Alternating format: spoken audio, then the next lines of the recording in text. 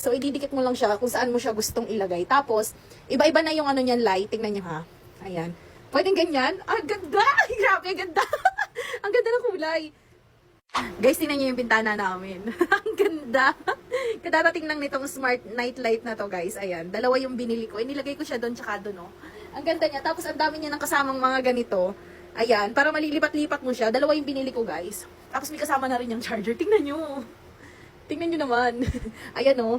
Ayan, magnetic siya guys. Magnetic. So, ididikit mo lang siya kung saan mo siya gustong ilagay. Tapos, iba-iba na yung ano niyan, light. Tingnan nyo ha.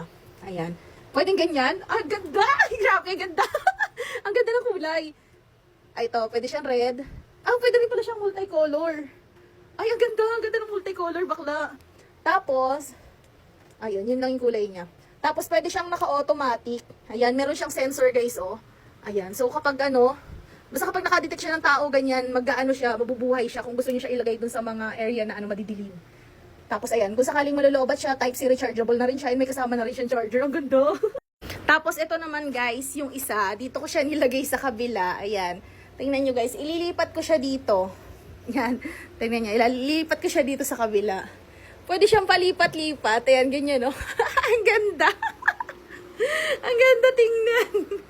Ang mura lang nito guys. Ang cool nito sa kwarto. Pwede rin nato dun sa ano, no, sa TV.